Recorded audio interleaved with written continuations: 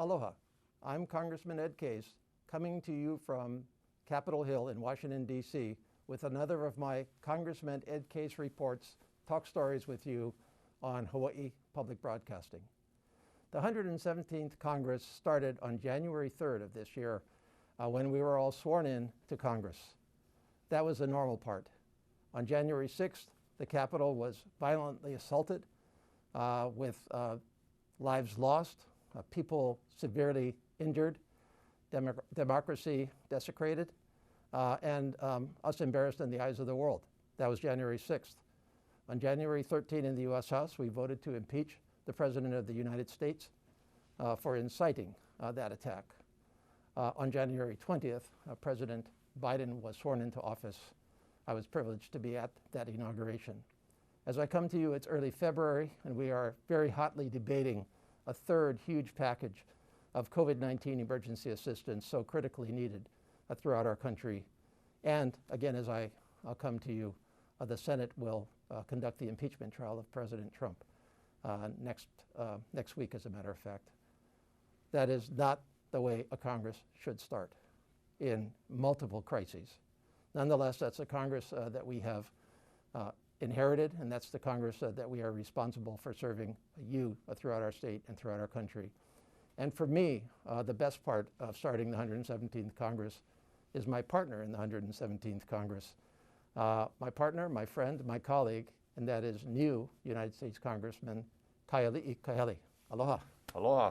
Thank you, Congressman Case, for having me. It's an honor to be here. It's so great to have you. As I said, you know, one thing that I think is really, really critical to say up front is that there are 535 voting members of Congress, 435 members of the United States House of Representatives, 100 members of the United States Senate.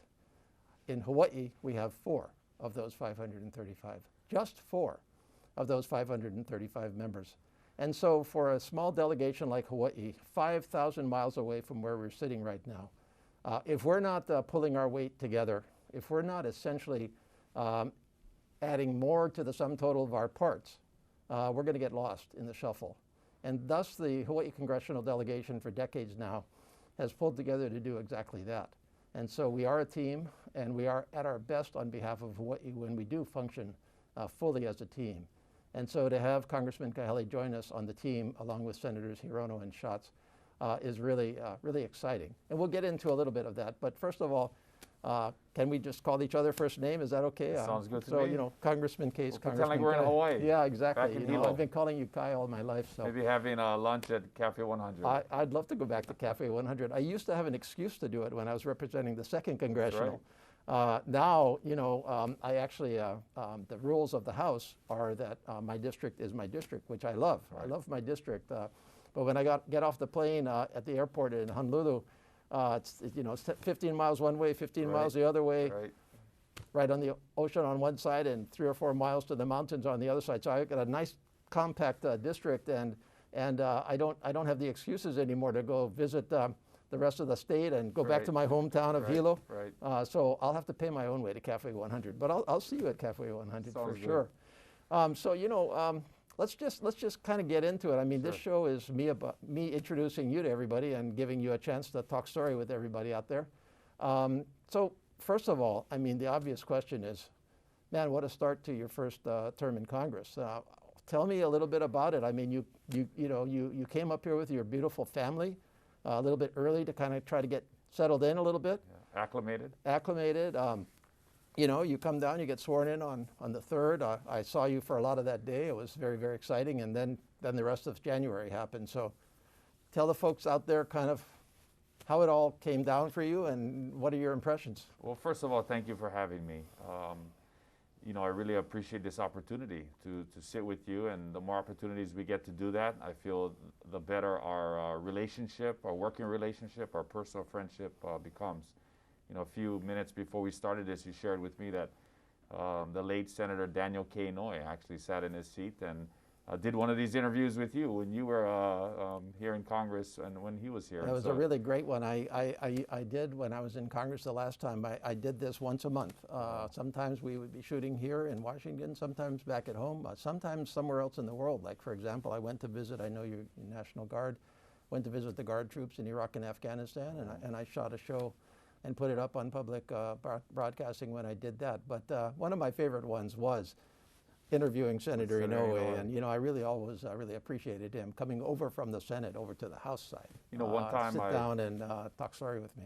I was at the Imiloa with Kaio Kimura and Hilo, and I sat down in a conference room and we were talking about astronomy and science and the integration of Olelo Hawaii at Kahakaula in the Hawaiian language program. And I sat down in a chair and she said, that's a chair Senator Inoue used to sit in when he used to come to the Imiloa. So, for me to be walking in some of those footsteps of some just amazing, legendary, great leaders in Hawaii's history is an honor. And for someone who less than 5 years ago was working full-time at Hickam Air Force Base, was preparing for the birth of my third daughter, was living my dream job as a Hawaiian Airlines pilot, and living politically through my dad, who was in the state Senate less than 5 years ago.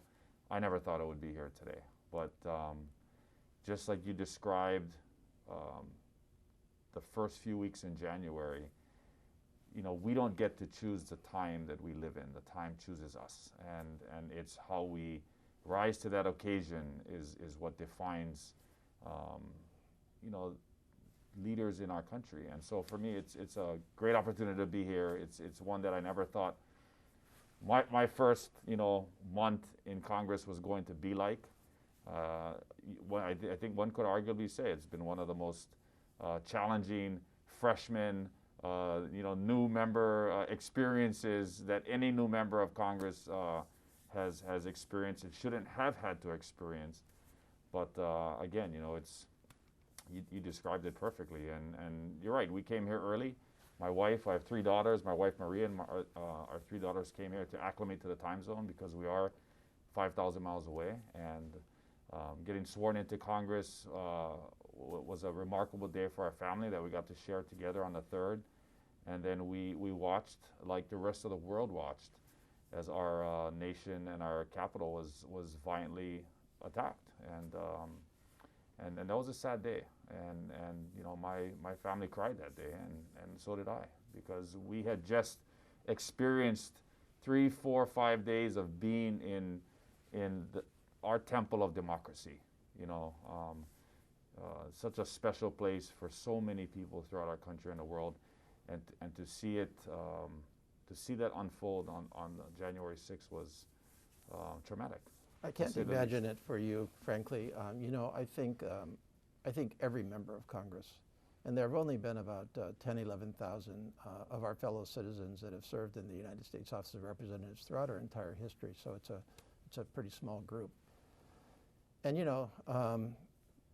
we have all had our different backgrounds, our different beliefs, our different attitudes, our different approaches. But I would guess, and I would believe deeply, that every one of us felt a sense of incredible awe and history and responsibility and the most intense obligation, not only to the people that we serve today, but to the generations in front of us. And of course, you've experienced it yourself now, being sworn in the chamber of the United States House of Representatives. History is all around you. Right. And so there is a deep connection back into our country's past, right back to the beginning. Every one of us feels that way. I still feel that way, and I got sworn in for the 5th time.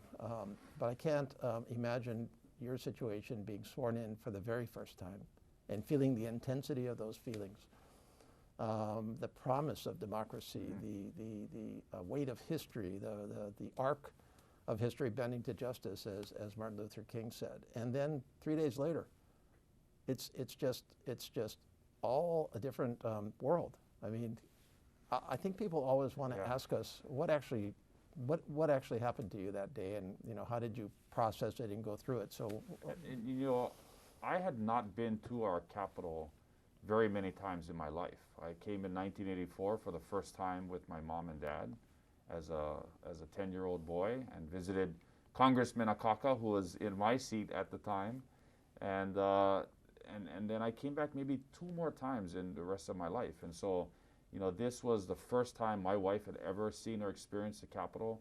My daughters, I think where it really hit hard was one of the things my daughters wanted to do when they came here was get a chance to meet Speaker Pelosi and go into the Speaker's chamber. And you know, as you know, and for those that are privileged to get an opportunity to go into the Speaker's chamber and experience it, it's just a beautiful place, and such a place with storied history. And when we watched it on TV, when there were, you know, insurrectionists and people that broke into the Capitol and broke into the Speaker's office and was desecrating her office, my kids really took that personal, even as a 4-year-old and a 6-year-old. And I think that's... I was about to ask you how old they were. You have 4, Yeah, 6, 4, and 6, and 16, right? So we were, you know, the highlight, what ended up to be the highlight of their trip was about 3 weeks later, after the inauguration, when I took a chance, considering everything the Speaker had gone through. I didn't want to bother her from the 6th through the post-inauguration. And I said, my family was going back to Hawaii, and I said, is there a chance through one of her staff members that I could bring my daughters by to meet the Speaker? That's all they want to do.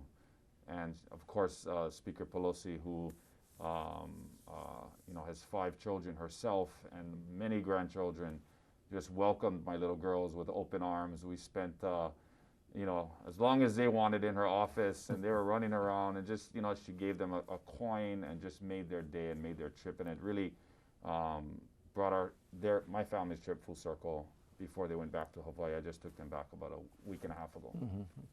Yeah, you know, a lot of us have our children with us when we're sworn in, especially the first time. And I had my quite young 2 sons with me the first time. Mm-hmm. And one thing that I was sorry that you couldn't experience was having them on the floor with you. Yeah. When you're sworn in, because that's the one time, well, not the only time, but the main time when children can join you on the floor of the House. And of course, that was a long time ago. That was actually, you know, what was it, about 20 years ago or something like that. And they still remember it. They were maybe, you know, 10 and 8 or something like that. And they were all dressed up the first time they ever had a suit on, probably in their life. And they were just in awe of it. And they still talk about it to this day. So I'll be curious what your daughters remember about meeting the Speaker. Yeah. In 10 or 15 years. And you know, there'll be other opportunities in the future, and hopefully, you know, if we do a good job and the voters of Hawaii decide that we should continue to represent them in Congress, so hopefully they'll get that another chance to do that.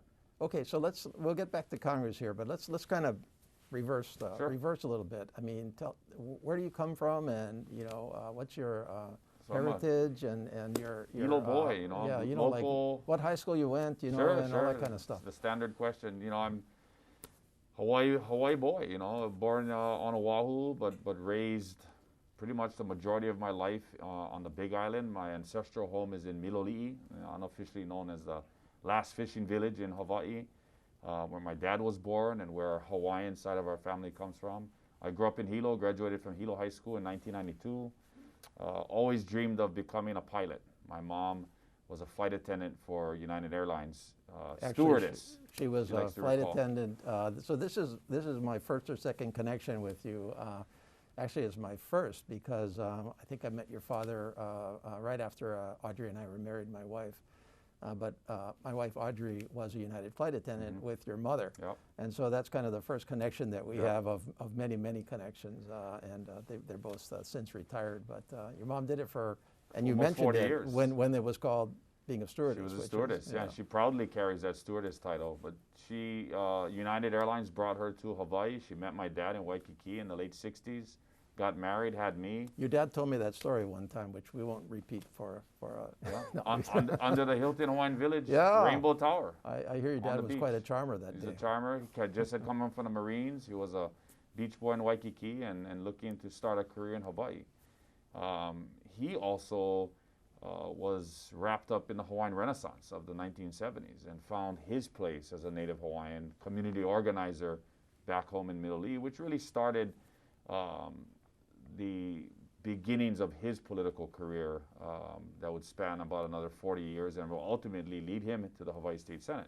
But for me, you know, my mom was a stewardess with United. I grew up in cockpits. We had the greatest benefit that airline employees have, free flying travel, and we took advantage of that. And my parents made sure that my sister and I knew that there was a much bigger world outside of Hilo, Hawaii. And so we traveled. And I got that bug, a passion of wanting to fly. And when I graduated from high school in 1992, my mom and dad, instead of throwing a big graduation party, they got me 6 weeks of flying lessons at the Hilo airport. So I was flying planes within 2 weeks of graduating high school. I got the bug. A year and a half later, I was a 19-year-old commercial pilot flying tours and getting an opportunity to show people from all over the world the beauty of Hawaii. Akaka Falls, Volcano National Park, you name it. I was flying them everywhere. And I did that for about a year and a half. And then life took me to the University of Hawaii, Manoa. Ended up playing collegiate volleyball there. That led me to the Hawaii Air National Guard. How did that happen? How did UH and volleyball get you into the Guard? Well, I mean, of course, Random. you were already a pilot, right? Were you flying? I was a commercial pilot, but I had stopped flying to pursue being a collegiate athlete at the University of Hawaii. I walked on to the UH men's volleyball team in 1994. I was the last person to make the team under Coach Mike Wilton, and I would end up playing for 3 years at UH. We went to 2 Final Fours, the national championship game in '96. And in the media guide for the UH men's volleyball team, it would have your player picture, your profile, your stats. And the last question was, what do you want to do after volleyball? What is your career goal? And most of my teammates wanted to go to the AVP, play in the Olympics, play professionally in Europe. Mine said, I want to be a commercial airline pilot. So after one game, 2 local brothers who had watched the game came up to me and said, hey, we see you want to be a pilot. Here's our cards, give us a call. If you want to be a pilot, there's no better thing to do than to join the Hawaii Air National Guard. I had no idea what that was. A few months later, I called them, we sat down, went to lunch. The rest is history. They told me exactly what to do. I applied for the Hawaii Air National Guard just before I graduated from UH in 97, 98. And I got selected to fly the F-15. And in 2001, I left for Officer Candidate School and Air Force pilot training. I was in Air Force pilot training at Columbus Air Force Base, Mississippi in September 11th, 2001. Was that pretty much the first time you'd lived on the mainland? Pretty much. Yeah. I went from Hilo all the way to Columbus, Mississippi. in the deep south. Yeah. And that was a shocker. I'll never forget first day in Columbus, which is very close to Starkville, where Mississippi State is. It's about an hour north of Tuscaloosa. And we're in class, and the person giving us the orientation is talking about places you can or can't go in the local town, customs, traditions, the South, where we were. And he said, if you want any indication of where we are, go down to the downtown Columbus town square. There's an old courthouse there. And there's a statue. And go take a look at it. And go in the evening, at night, and you look at it from one angle, and then go around and look at it from another angle. And I did just that. I went downtown one night. I had the beautiful Southern Courthouse and a beautiful statue, and these bright white lights that illuminated it at night. And on one side, it was a Confederate, what I think was a Confederate soldier sitting on a horse, holding a guidon and beautiful flag, and just in that position. You go to the other side of the statue and look at it from a different angle, and it looked like a Ku Klux Klansman. And it's still, I believe it's still there to this day. And that was the message. Like, don't forget where you are. Mm-hmm. You are in the South, and things are different here. This is not Hawaii. This is not what you might be used to. And frankly, that's the same experience my dad had in 1960 when he traveled across the country on his way to Camp Lejeune, North Carolina, to be a young Marine recruit as he traveled through the southern states on his way to North Carolina. When he saw with his own eyes on the verge of the civil rights movement, 1960, discrimination and segregation, and how people were treated differently. And he never forgot that. As a brown Native Hawaiian, he was never discriminated against personally, but he saw how black people were treated differently from white people, and how it made them feel, and the look in their eyes. And as a young native Hawaiian coming from Hawaii, the land of aloha, he had never experienced that before, and he carried that with him through his entire life. Right. Well, you know, it's funny. I mean, I think that's true of a lot of us that born and raised in Hawaii, almost regardless. I mean, I'm obviously very haole, so I can pass for you know, a haole anywhere in the country. But I remember in my in high school, I went on a swim team trip across the country, and we had a motley crew. We had all kinds of people. You know, this was Hawaii Swim Club, and we would go across the country. We had, you know, Hawaiian, Portuguese, whatever, and there were a couple of times when we weren't in the South. We were primarily in the Midwest and the North, and there were a couple of times when, you know, we'd be walking down a street somewhere, and I just felt like people were treating us differently, and my friends differently. You know, it wasn't so much directed at me, but it was directed at our group. And it took me a while to figure out what was actually happening. So the fact that your dad and you felt that too, I mean, certainly my former father-in-law felt the same way. He had the same experience in the military. Yeah. So. Okay, so Columbus, Mississippi. And Columbus, Mississippi kicks off a 20-year now career in the United States Air Force, Hawaii Air National Guard. Privileged to be able to fly the F-15, the C-130, the C-17. 9/11 happened. We're thrust into Iraq and Afghanistan. Within a few years of getting my wings, I find myself on my first deployment in support of Operation Enduring Freedom. Would go back in the C-17 to support our Operation Iraqi Freedom.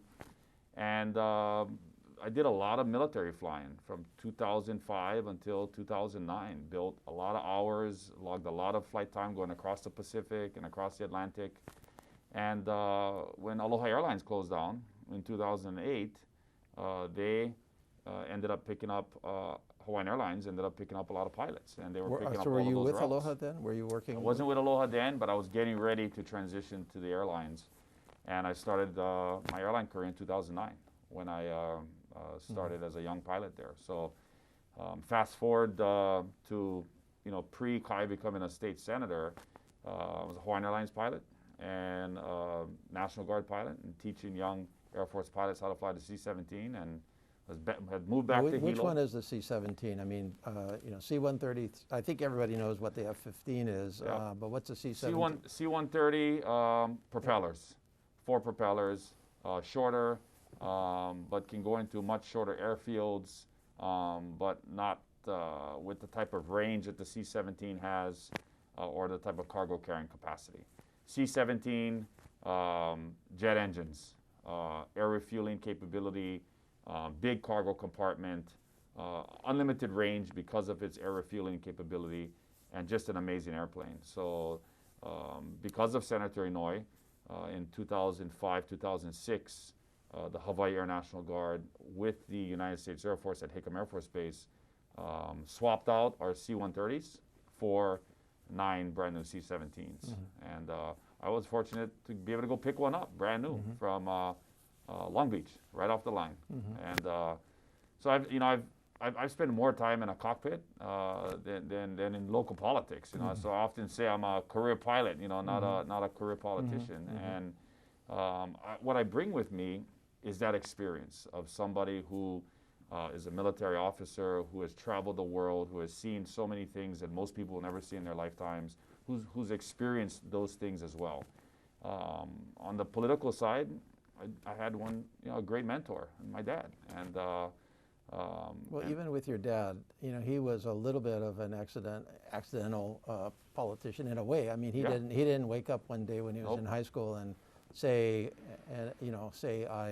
I want to be a politician one day. And I met your dad when I ran for governor in 2002, and we became really good friends in that campaign. And he had no intentions of going into politics then. He just had he wanted to make a difference, and he was making a difference, as you say, through helping out Miloli'i and other folks. And he was really an amazing man. Tell us a little bit about your dad. So when he met my mom, we moved back to Hilo in the late 1970s. He was beginning a civil service career with the Army, and he was at Pohakaloa for almost 35 years. As a federal civil service employee. He was the director of public works and worked on all the infrastructure and everything there at the base. And then they also helped manage Kilauea Military Camp, another Army installation. So he was, as you well know, restricted by the Hatch Act and was unable to actively and publicly campaign.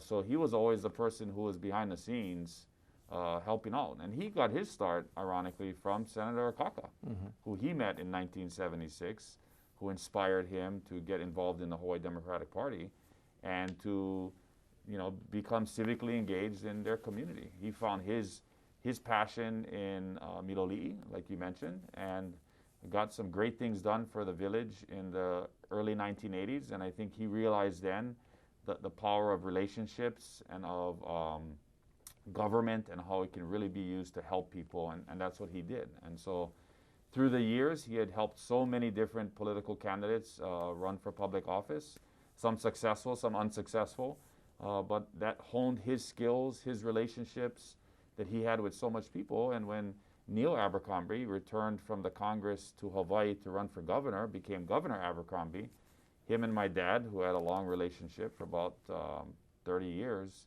appointed my dad to the Hawaii State Senate. At that time, my dad was retired from the federal government. He was enjoying life as a grandpa, raising his kids and fishing in Miloli'i. He was about 67, 68 years old. And this unique opportunity is presented to him of representing Hilo in the state Senate. And so he applies just like everyone else, and Governor Abercrombie selected him. And so for him, he was like a kid in a candy store, because this is not what he had thought he was going to do with his life. But he was able to take all of those experiences and bring it to the state Senate to help people. And, I was a big part of that from 2011 till he passed away in 2016. We would... I remember you working on his campaigns. On his campaign. You were his... that was it, yeah.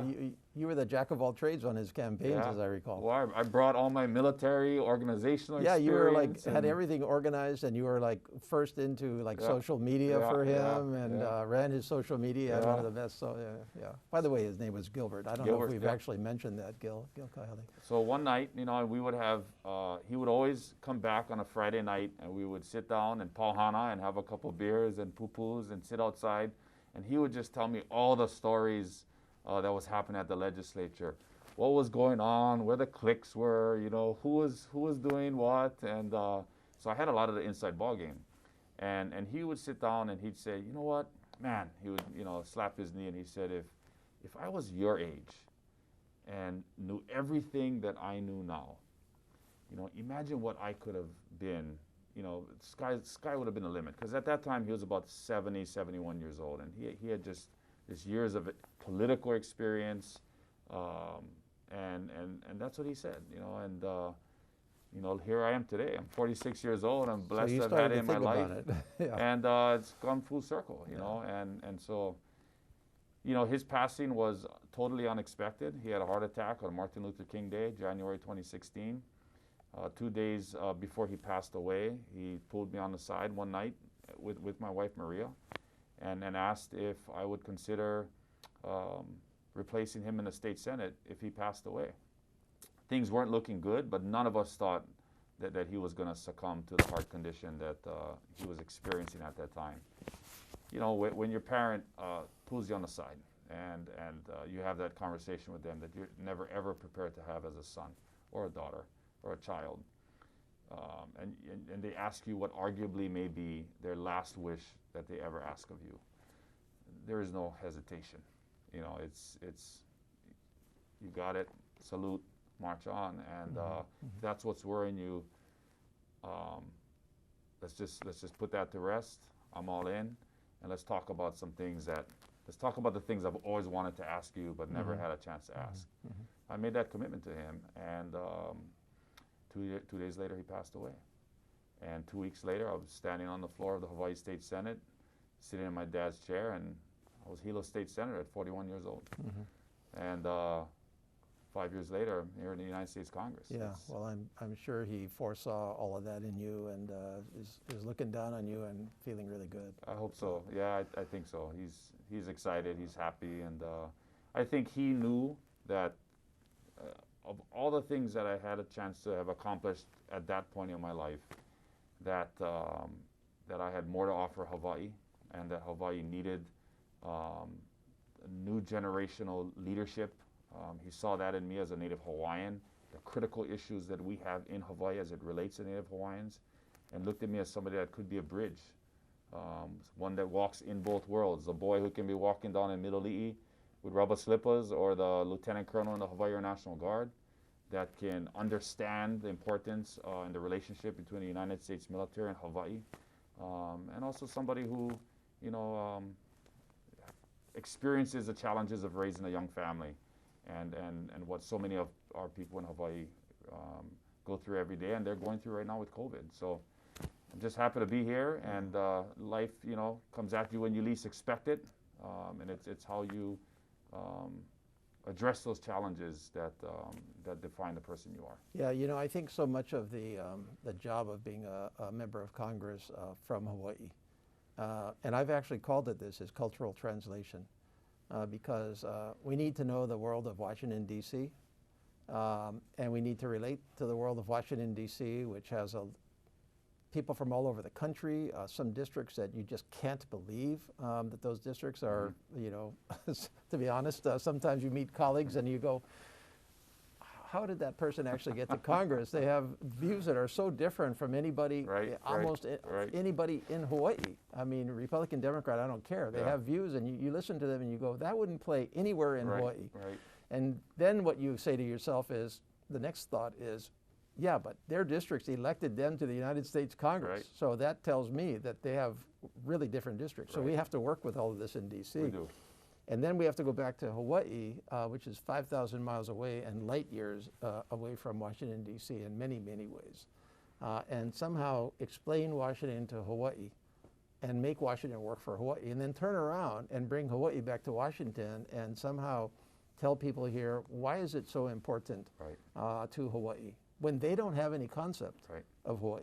And so it's interesting. Well, their concept is Mai Tais and hula and Waikiki, and it's a vacation, right? I mean, that's, in some cases, that's what their concept is. And it's taking a chance to sit down with them and educate them a little bit on Hawaii's history and our people and their challenges. And so it's all about relationships. Yeah. Okay, well, we better talk about Congress a little bit here, since we're both sitting here in Congress. So I could go on and talk to you all day about a lot of the stuff you've talked about. One thing that occurred to me, just one more little story, and that is that we have another connection, which is my wife's brother-in-law, Lloyd Nikoba, who is also a Big Island boy, and Lloyd was your father's partner in helping out Kaialiʻi and many of the and of course you call him Uncle Lloyd. Uncle Lloyd. They were in Kapolani Elementary School together. They grew up their whole life together. Yeah. So anyway, appreciate the connections. So tell me a little bit about Congress. I mean, you know, so you're here, duly elected member of Congress. What's the program? What's the plan? What do you want to accomplish? So for me, the most important thing when I was elected, and you know, I got to say, and I've said it many times, mahalo for your mentorship and helping prepare me for what I was going to experience, at least the knowns, because you had gone through it twice yourself. For me, it was looking at where our delegation's strengths were and where I could best complement that. So when I looked at where Senator Schatz had positioned himself, Senator Hirono, and yourself, what could I bring to the team that can help complement the team, strengthen the team, so that we all can deliver for Hawaii? So the most important thing was positioning myself for committee assignments. That's very important, so that we can make sure we have a key voice on things that are important for Hawaii. And so, you know, I focused most of the post-election up until swearing in on positioning myself to be on two key committees, which I felt were very important to Hawaii. So, you know, I've been honored to be placed on the Transportation Infrastructure Committee, where I sit on two important subcommittees. I sit on the subcommittee on aviation. Of course, with my aviation background, that was important and something deeply personal for me. and one that I bring a unique skill set and experience and expertise to the committee. The other committee I'm on is Highways and Transit. You know, we know how important our federal highways are in Hawaii. We know how important the rail system is to Hawaii. No matter what the future for rail holds, it's a project that's important for Hawaii because we've invested so much in the project. And looking forward to working with Lori Kahikina, the new HART director, on what that plan is like, and of course Mayor Blangiardi. The second committee I'm been assigned to is the House Armed Services Committee. And two key committees on there would be the Tactical Airland Committee and also the Readiness Committee. And of course, you know, the military is so critical to Hawaii. It's been a part of my life for over 20 years. It's you know, key role in our national defense strategy is paramount to Hawaii. So being on that committee, we've always had a member on the House Armed Services Committee. So I follow in the footsteps of Congressman Gabbard and Takai and Abercrombie that had come before me. And then my opportunity to serve on TNI, the last Hawaii member to serve on TNI was Senator Hirono when she was here in 2012. So two really important committees for Hawaii. And that will allow me to work together with you on the committee assignments that you're on to make sure that we're addressing the needs of Hawaii's people, both in the first and second district. I think this is important to maybe share a little bit more with the folks watching, because I talked at the very beginning about how we all have to be a team when we're a small state, and whether it's only 4 out of 535 members, and we all have to find a way to somehow make the sum total more than the sum of our parts. And one of the ways we try to do this is through committee membership, because there is so much you can get done off of your committee membership. So committee membership choice is really critical. And so what we consciously try to do in the congressional delegation, since there's only 4 of us, is to try as much as we can to get the committees in the House and the Senate represented. So, in other words, if we're just, you know, all 4 of us are on the same committee, we may have a lot of pull on that particular committee, but it's not going to do Hawaii, you know, any good. And so Congressman Kaialiʻi thought about that at the very beginning and consciously chose to go for 2 committees that, in and of themselves, regardless of whether you were trying to be part of a team or not, they would be choice committees to get. Transportation and infrastructure, obviously, all of our transportation infrastructure to that country. Armed services, as you've said, jurisdiction over all of our armed services, all parts of our armed services. And so those committees would be choice in and of themselves, but we don't have anybody on TNI on both the House. TNI is transportation and infrastructure, on either the House or the Senate side. We do have Senator Hirono on armed services, but that's cool because it's so important to Hawaii, to the opportunity to work it both ways. And then Senator Schatz and I are both on the Committee on Appropriations, House and Senate. Yeah. First time that's happened in about 30, 40 years since then Congressman Akaka was on appropriations, and of course Senator Inoue spent decades on appropriations on the Senate side. So we get to cover the woodwork over on appropriations, and so frankly, and you know, I think you would only really, unless you really knew Congress, you wouldn't fully appreciate this, but this is about the best committee representation that Hawaii has ever had. I like to say we're stacked. Yeah, we got a stacked team. You know, we worked hard and. Unfortunately, having pumped ourselves up, we got to deliver. No, we got to deliver. That's right. We got to deliver. Pressure's on. So, so tell us a little bit more about both of those committees, and you know, a little bit more about the jurisdiction of those committees, and kind of flesh it out a little bit more about how that fits into actual Hawaii issues. I mean, you mentioned some really critical ones, but well, you know, COVID is obviously the most important thing right now, and we're also in a unique position because we're looking at unified government. We have a Democratic president, a Democratic United States Senate, and a Democratic House. So there's a 2-year window. The American people have given us and entrusted the Democratic Party with a unified government, and we have to deliver. There's no question about it. And the votes are very, very, they're razor thin, but we do have an opportunity to address the economic collapse of our economy that COVID-19 has resulted in, the health pandemic, and all of those issues, and also how can we stimulate the economy through a robust stimulus package that probably will result in a large chunk of it being and originating in the Transportation Infrastructure Committee, because if we're going to re-stimulate the economy, we do that by providing jobs. We do that providing good paying jobs in every aspect of our construction industry and the various different sectors of our economy. So that's a big responsibility that we have, and that's something that we need to do in the next 2 years. Of course, we all come with we're all on the same team, but we all come with different ideological differences and different philosophical differences. But at the end of the day, I think the American people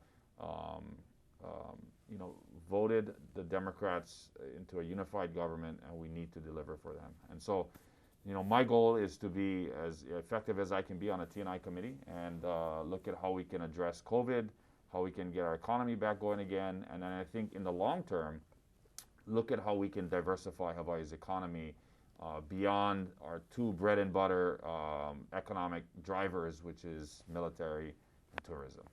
And that's where I'm focused on. What about, so let's just stay with T&I for a second here. What are your thoughts on, what kind of infrastructure do you think actually needs help?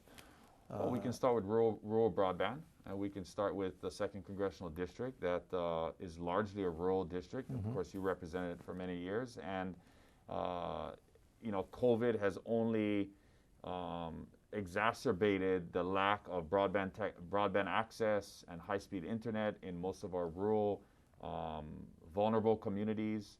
When the majority of the world changed to Zoom and telehealth and remote teleconferencing and WebEx and GoToMeetings, many of these communities were left behind. And children who all of a sudden were thrust out of the classroom into remote learning were left behind because they didn't have internet or they didn't have high-speed internet or that type of access to the internet. And so that's something that's really important. That spans everywhere from Lower Puna to Kaunakakai to Anahola to Miloli'i. You name it, that's something that we really need to do for the long term, and I think this gives us an opportunity to do that. And you were just appointed to a very important committee from that perspective, the rural broadband. Right. Maybe mention that a little bit. Sure. Yeah, I was asked by the Majority Whip, Jim Clyburn, if I would join. This is a third-ranking member. Third-ranking member of the House, and if I would join his rural broadband task force. And so I of course, that's something that was very important to me on the campaign trail as I went out into the 2nd Congressional District and met with people and sat in on community meetings in Lower Puna, and I know how important that is. And so that's something I'm looking forward to learning from other members of Congress that are on that task force and how we can address that. Yeah, rural broadband, that was important when I was representing the 2nd as well. And I think, one of the things to kind of focus on is, although we're all one state, there are many different parts of our state, and it's obvious. So when I say it, it sounds, yeah, okay, well, we all know that. But it actually translates into policy and how you actually get the job done in Washington, in Congress. When I was representing the 2nd, which, and again, just to make sure everybody kind of has the picture in their head. So the 1st Congressional is urban Honolulu, really, and it goes from Makapu'u all the way through, downtown out to Mililani, Mililani Mauka, right to the border of Wahiawa, and then kind of down through Waipahu, Eva Beach, Kapolei, Ko'olina, Honokai'ale, all the way out to Kahe Point. Right. That's the 1st Congressional, and the 2nd Congressional is everything else. Everything else. So you've got the rest of Oahu, so that's Windward Oahu, North Shore, West Side, and every other island. And there are clear differences between kind of urban Honolulu and rural, and one of them is broadband. And by the way, one thing I always like to emphasize is that although we have district lines, we don't think district. Right. That's never been true of the congressional delegation. We actually started out after statehood at large. So in other words, we had 2 members of Congress, and they both represented the whole state. Right.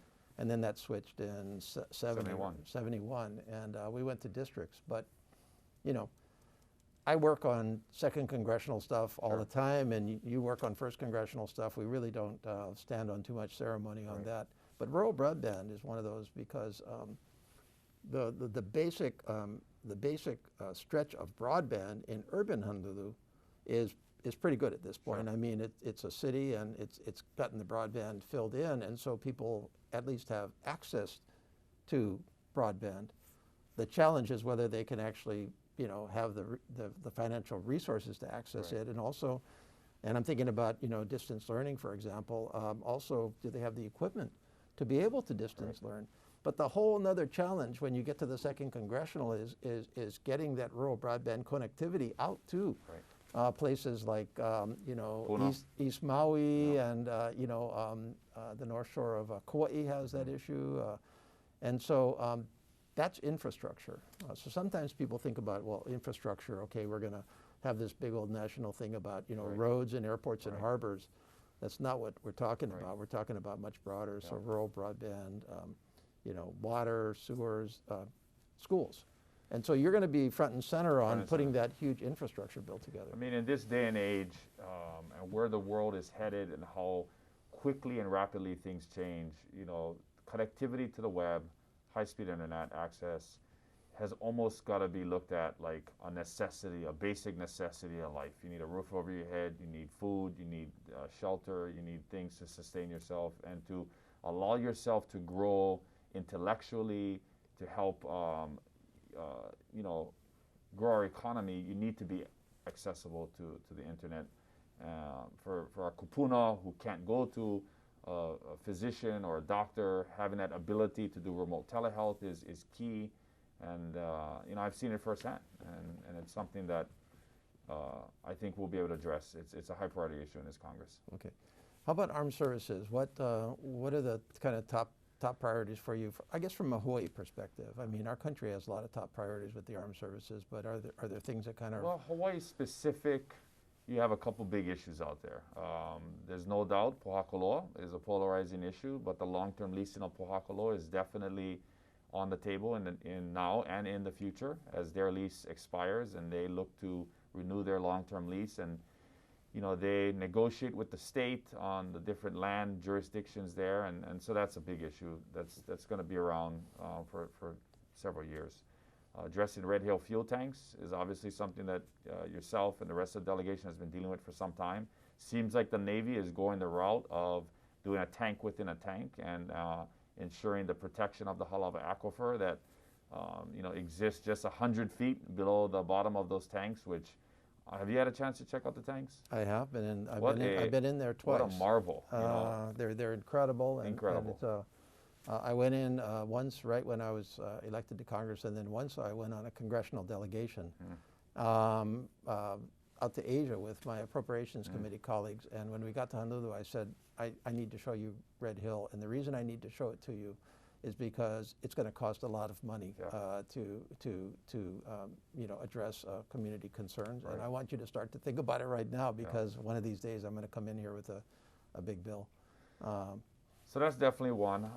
Another big issue out there is the Homeland Defense Radar that has been talking about for several years right now, and whether and where the Army decides to site that, the Homeland Defense Radar is going to be important. I know it's a big concern for the community on the North Shore and the rural 2nd Congressional on Oahu. Probably better suited over at the Pacific Missile Range in Barking Sands on Kauai. But we'll got to let the Army go through their process of the EIS and come up with a preferred site location.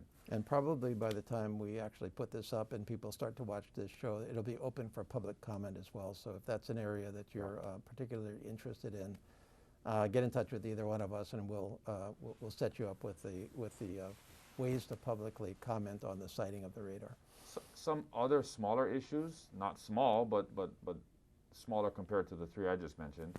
Dillingham Airfield is one, because that's owned by the Army, and you know, there's some challenges there with keeping the airfield open and working with the DOT Airports Division.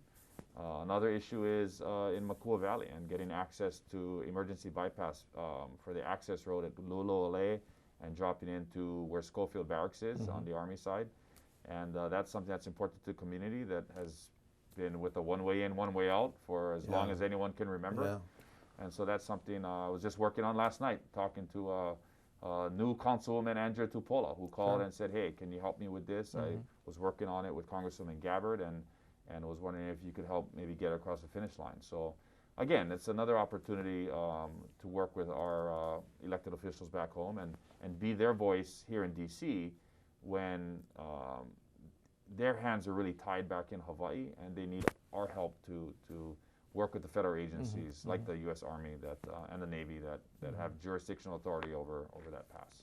Well, this is one area where you can definitely do the cultural translation because that's important with our military and our Hawaii is sometimes less than it used to be. It's better than it used to be, but sometimes they kind of talk past each other a little bit, and you kind of have to translate and mediate, I suppose, is a way. And I spend a lot of time with the military, just understanding what they're doing, and with folks that want to understand the military. Okay, we're kind of running short of time. Let me ask you about being Native Hawaiian, and you're the first Native Hawaiian in Congress in a long, long time, one of the only ones that have ever served here. And talk a little bit about what that means to you and how that translates into your actual agenda, because we both represent the top 2 districts in the country for numbers of Native Hawaiians, of course, and there is an obligation that flows from that representation, but you also have to translate obligation into action. So, and there's been a lot of confusion on that. A lot of misstatements in the media. I am the 7th Native Hawaiian in history from Hawaii to represent Hawaii in Congress, the 2nd Native Hawaiian since statehood. So before me came Wilcox, Kuhio, Jarrett, King, Akaka, Kahele. So, there's been a long history of Native Hawaiians that have come to the Congress to represent Hawaii either as a republic or as a territory and finally as a state. And in fact, this year is the 100th anniversary of Kuhio Kalaniano leaving Congress after July 9th, 2021.